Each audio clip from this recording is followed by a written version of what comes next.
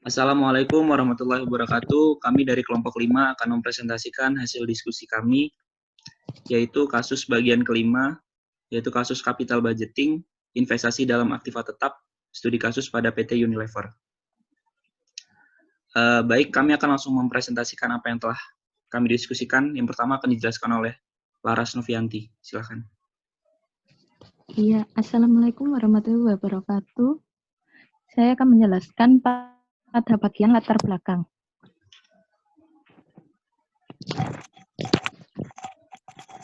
Latar belakang. Setiap perusahaan yang bergerak dalam industri akan selalu menjumpai keadaan di mana harus mengambil keputusan untuk berinvestasi dalam aset tetap.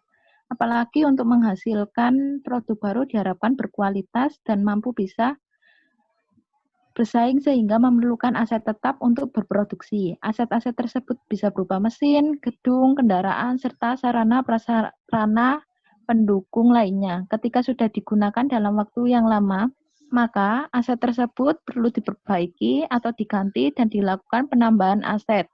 Keseluruhan tindakan tersebut mengakibatkan perusahaan harus menyediakan dana untuk pengeluaran dana dalam jumlah yang besar. Dampak dari tiga kondisi tersebut membuat perusahaan perlu membuat anggaran modal untuk menilai rencana investasi dalam aktiva tetap tersebut. Oleh karena itu perlu dibahas tentang capital budgeting agar bisa mengetahui seberapa besar peluang investasi yang dilakukan.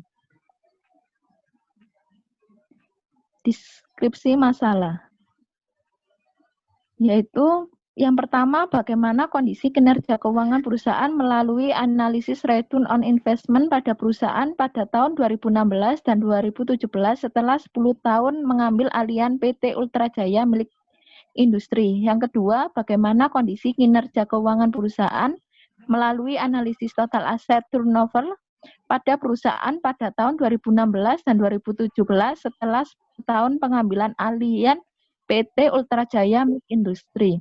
Ketiga, bagaimana tingkat perubahan investasi aktivitas tetap perusahaan selama operasional perusahaan berjalan dengan melihat penambahan investasi berupa penambahan pabrik-pabrik yang baru bergabung dengan PT Unilever. Yang keempat, berapa besar pengaruh kinerja keuangan PT Unilever berdasarkan return on investment dan total asset turnover terhadap perubahan investasi aktiva tetap perusahaan. Tujuan dari penelitian ini yaitu untuk mengetahui kondisi kinerja untuk perusahaan melalui analisis return on investment pada perusahaan pada tahun 2016 dan 2017 setelah 10 tahun pengambilan alihan PT Ultra Jaya milik industri. Yang kedua, untuk mengetahui kondisi kinerja keuangan perusahaan melalui analisis total aset turnover pada perusahaan pada tahun 2016 dan 2017 setelah 10 tahun pengambilan alihan PT Ultra Jaya milik industri. Yang ketiga, untuk mengetahui tingkat perubahan investasi aktiva tetap perusahaan selama operasional perusahaan berjalan dengan melihat penambahan investasi berupa penambahan pabrik-pabrik yang baru bergabung ke PT Unilever. Yang keempat, untuk mengetahui berapa besar pengaruh kinerja keuangan PT Unilever berdasarkan return on investment dan total asset turnover terhadap perubahan investasi aktiva tetap perusahaan. Ketiga, pengertian dari capital budgeting, investasi, dan aktiva tetap. Capital budgeting adalah keseluruhan proses perencanaan dan pengambilan keputusan mengenai pengeluaran dana di mana jangka waktu kembalinya dana tersebut melebihi waktu 1 tahun atau capital expenditure dari Samsudin 2009. 412 sampai 413 sebagaimana dikemukakan oleh Weston and Copeland 2005-142. Tujuan capital budgeting yaitu untuk memaksimumkan kekayaan para pemegang saham atau memaksimumkan nilai tukar perusahaan untuk dapat memilih saat tepat dalam memperoleh atau kembali aktiva dan mutu aktiva yang dibeli. Menurut Jogianto 2012, investasi adalah penundaan konsumsi sekarang untuk dimasukkan ke aktiva yang produksi selama periode waktu yang tertentu. Adanya aktiva yang produktif, penundaan konsumsi sekarang untuk diinvestasikan ke aktiva produktif tersebut akan meningkatkan utility total. Menurut Sumarno, aktiva tetap adalah aktivitas berwujud yang masa manfaatnya lebih dari 1 tahun yang digunakan dalam kegiatan perusahaan, dimiliki atau dijual kembali dalam kegiatan normal perusahaan dan nilai cukupnya besar. Dari berbagai pendapat dapat disimpulkan bahwa aktiva tetap adalah aktiva yang mempunyai bentuk fisik yang digunakan dalam operasional perusahaan dan tidak untuk dijual, serta masa manfaatnya lebih dari 1 tahun.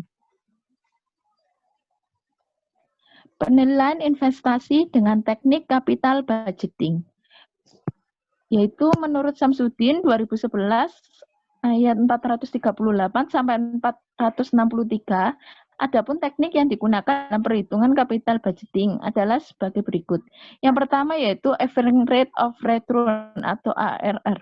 Perhitungan average rate of return didasarkan atas jumlah keuntungan bersih sesudah pajak atau EAT yang nampak dalam laporan rugi laba, atau dalam rumus ARR sama dengan average earning after average investment dikali 100%, average investment sama dengan investment 2. Kedua, payback period perhitungan. Payback period untuk suatu proyek yang mempunyai pola cash flow yang sama dari tahun ke tahun dapat dilakukan dengan cara sebagai berikut, yaitu PP sama dengan initial investment cash inflow dikali 1 tahun. Yang ketiga, net present value atau NPV. Net present value adalah teknik untuk mempertimbangkan nilai waktu atau uang yang paling banyak digunakan. Perhitungan net present value dilakukan sebagai berikut. NPV sama dengan present cash inflow dikurangi present value investment. Sumber dari Samsudin 2011. Kemudian yang selanjutnya, yang keempat dari penilaian investasi dengan teknik capital budgeting, yaitu benefit cost ratio atau BC ratio. Benefit cost ratio atau disebut juga dengan istilah profitability index. Dalam pendekatan ini hampir sama dengan teknik NPV, hanya saja benefit cost ratio menggunakan present value untuk setiap rupiah yang diinvestasikan. Perhitungan benefit cost ratio dilakukan sebagai berikut. Benefit cost ratio sama dengan present value cash inflow kurangi present value initial investment. Sumber dari Samsudin tahun 2011. Yang kelima, yaitu internal rate of return atau IRR. Internal rate of return adalah tingkat diskon yang akan menyebabkan NPV sama dengan 0, karena present value cash inflow pada tingkat diskon tersebut akan sama dengan initial investment-nya. Perhitungan IRR harus dilakukan dengan cara trial and error atau coba-coba, sampai pada akhirnya diperoleh tingkat diskon yang akan menyebabkan NPV sama dengan 0. Selanjutnya yaitu penilaian investasi dengan teknik capital budgeting. Pengukuran kinerja perusahaan. Yang pertama ada ROI dan yang kedua ada TATO. ROI adalah Return on Investment. Menurut Darsono tahun 2005, Return on Investment adalah rasio yang menggambarkan kemampuan perusahaan untuk menghasilkan keuntungan dari setiap aktiva atau aset yang digunakan. Apabila perusahaan sudah menjalankan praktek akuntansi yang baik, maka manajemen dengan menggunakan teknik analisis ROI dapat mengukur efisiensi penggunaan modal kerja, efisiensi produksi, dan efisiensi bagian penjualan. Besarnya ROI dipengaruhi oleh dua faktor, yaitu tingkat perputaran aktiva yang digunakan untuk operasi dan profit margin, yaitu besarnya keuntungan operasi yang dinyatakan dalam persentase. Profit margin mengukur tingkat keuntungan yang dicapai oleh perusahaan dihubungkan dengan penjualannya. Yang kedua yaitu total asset turnover. Total asset turnover menurut Brigham dan Houston tahun 2009 adalah mengukur perputaran dari seluruh aktiva perusahaan. Rasio ini diukur dengan cara membagi penjualan dengan total aktiva. Total asset turnover digunakan untuk mengukur berapa kali total aktiva perusahaan menghasilkan penjualan. Secara umum, semakin tinggi rasio total asset turnover, berarti semakin efisien penggunaan keseluruhan aktiva dalam menghasilkan penjualan. Dengan kata lain, jumlah aset yang sama dapat memperbesar volume penjualan apabila total asset turnover ditingkatkan atau diperbesar. Kemudian investasi aktiva tetap. Menurut Sunariah tahun 2003, investasi adalah penanaman modal untuk satu atau lebih aktiva yang dimiliki perusahaan dan biasanya berjangka waktu lama dengan harapan memperoleh keuntungan di masa yang akan datang. Investasi dalam aktiva tetap sangat penting dan harus diperhatikan oleh manajemen perusahaan karena investasi aktiva tetap membutuhkan dana yang besar. Dana yang dialokasikan untuk investasi aktiva tetap terikat dalam jangka waktu lama. Investasi dalam aktiva tetap menyangkut harapan memperoleh peningkatan penjualan dan keuntungan di masa yang akan datang. Selanjutnya yaitu metodologi penyelesaian masalah. Yang pertama, ruang lingkup penyelesaian. Dengan makalah ini, diharapkan dapat menyelesaikan permasalahan yang terjadi pada PT Unilever. Adapun di dalam menyelesaikan kasus ini, kita dapat menyelesaikan masalah yang terjadi dengan menggunakan beberapa langkah. Yang kedua, langkah-langkah dan deskripsi penyelesaian. Untuk mengetahui kondisi kinerja keuangan perusahaan dan bagaimana peningkatan perubahan investasi aktiva tetap selama operasional perusahaan berjalan, serta melihat berapa pengaruh kinerja keuangan terhadap perubahan investasi aktiva tetap perusahaan dengan menggunakan analisis return on investment, total asset turnover, dan juga return on investment. Kemudian dasar-dasar penyelesaian masalah. Metode yang digunakan oleh penulis. Metode penelitian deskriptif. Metode penelitian deskripsi adalah kegiatan yang meliputi pengumpulan data dalam rangka menguji hipotesis atau menjawab pertanyaan yang menyangkut keadaan pada waktu sekarang. Penelitian ini menggunakan data sekunder, yaitu laporan keuangan perusahaan yang akan diteliti. Objek penelitian yang dilakukan adalah studi kasus pada PT Unilever terbuka selama 11 tahun, yaitu 2007 sampai dengan 2017. Di sini kami lampirkan beberapa hasil penelitian yang telah kami kerjakan. Yang pertama yaitu tentang kondisi kinerja keuangan perusahaan melalui analisis return on investment pada perusahaan pada tahun 2016 dan 2017 setelah 10 tahun pengambil alihan PT Ultra Jaya Mic. Di sini tadi di awal sudah dijelaskan bahwa pengambil alihan PT Ultra Jaya Mic itu terjadi di tahun 2007. Kami mengambil jangka sampai tahun 2017 karena jangkanya tadi pengambilan 10 tahun dan yang tertera di modul itu laporan keuangannya hingga tahun 2017. Nah, berdasarkan hasil perhitungan return on investment yang nampak pada grafik yang telah kami lampirkan, perusahaan PT Unilever Indonesia Terbuka selama 11 tahun periode 2007 sampai dengan 2017 mengalami penurunan dan juga peningkatan. Nah, pencapaian ROI yang paling tinggi itu dihasilkan oleh perusahaan pada tahun 2009 yaitu di angka 40,66%. Sedangkan pencapaian ROI yang hasilnya paling rendah terjadi pada tahun 2007 di angka 36,79%.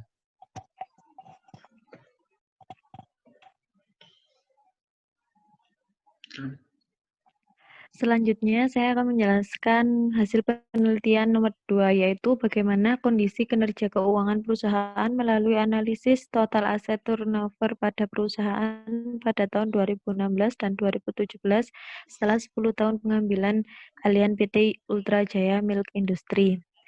Dari hasil penelitian tersebut, dapat dijelaskan bahwa total aset turnover PT Unilever Indonesia Tbk selama 11 tahun dari periode 2007 sampai dengan 2017 cenderung mengalami siklus naik turun. Pencapaian perputaran total aktiva yang paling tinggi yang dihasilkan oleh perusahaan yaitu pada tahun 2009 dan pencapaian perputaran piutang yang hasilnya paling rendah terjadi pada tahun 2017.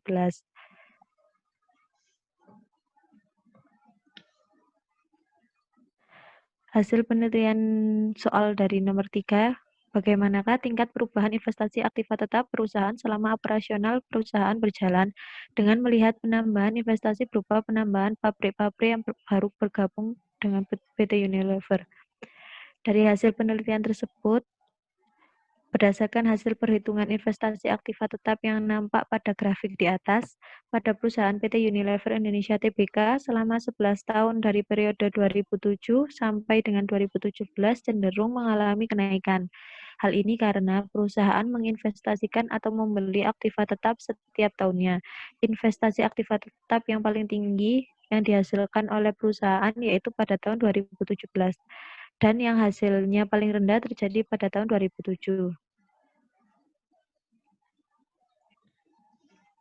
Yang selanjutnya yaitu nomor 4.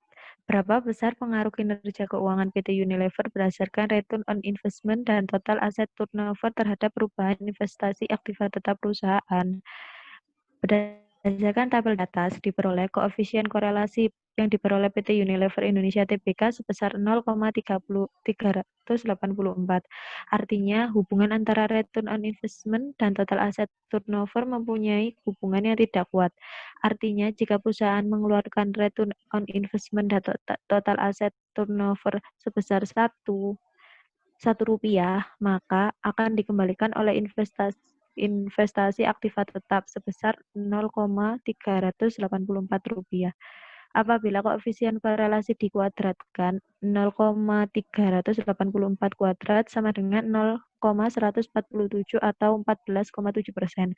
Artinya, return on investment dan total asset turnover mempunyai peranan atau kontribusi terhadap investasi aktiva tetap sebesar 14,7% dan sisanya 100% dikurangi 14,7% yaitu 85,3%. Ditentukan oleh faktor lain yang tidak diteliti. Selanjutnya yaitu kelayakan teknis dan kelayakan ekonomi.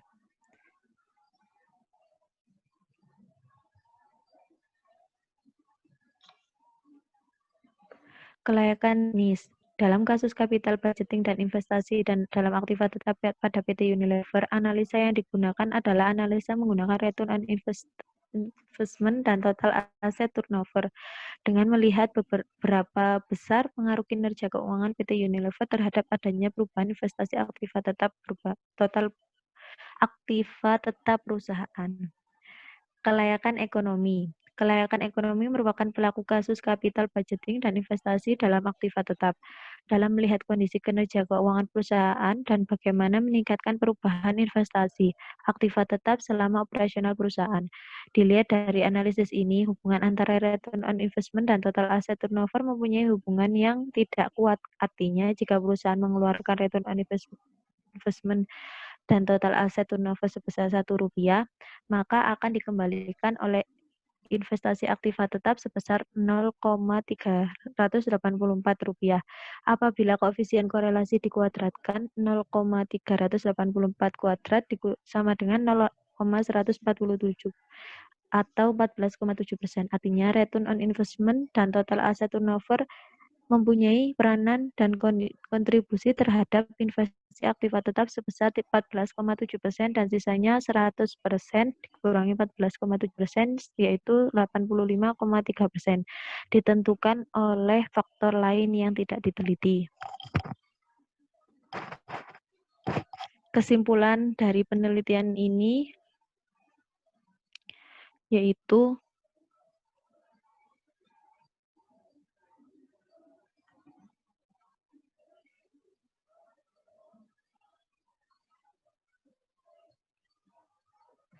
berdasarkan hasil perhitungan return on investment yang nampak pada grafik, pada PT Unilever Indonesia Tbk selama 11 tahun dari periode 2007 sampai dengan 2017 mengalami penurunan dan peningkatan.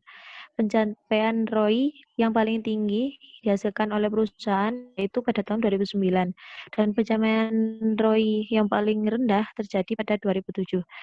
Yang kedua, dilihat dari segi total aset turnover PT Unilever Tbk selama 11 tahun dari periode 2007 sampai dengan 2017 cenderung mengalami siklus naik turun. Pencapaian perputaran total aktiva yang paling tinggi yang dihasilkan oleh perusahaan yaitu pada tahun 2009 dan pencapaian perputaran piutang yang hasilnya paling rendah terjadi 2017.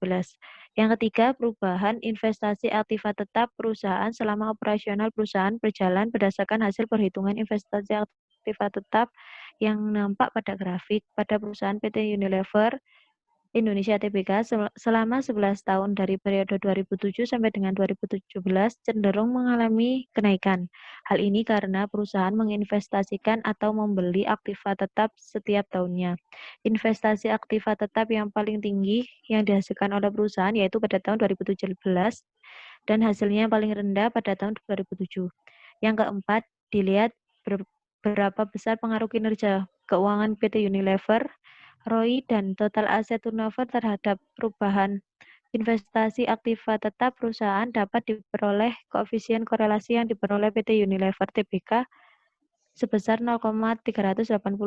Artinya hubungan antara ROI dan total asset turnover mempunyai hubungan yang tidak kuat. Artinya jika perusahaan mengeluarkan ROI dan total turnover sebesar Rp1, maka akan ditambahkan oleh investasi aktiva tetap sebesar Rp0,384.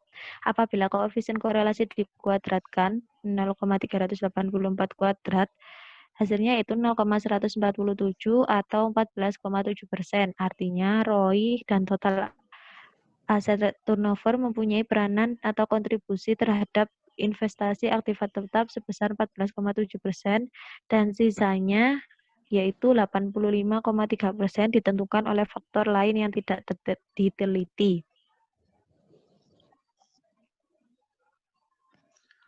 Baiklah, itu tadi yang dapat kami sampaikan tentang hasil diskusi kami tentang kasus capital budgeting, investasi dalam aktiva tetap, studi pada kasus PT Unilever.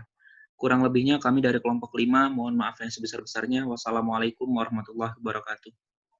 Waalaikumsalam. Waalaikumsalam.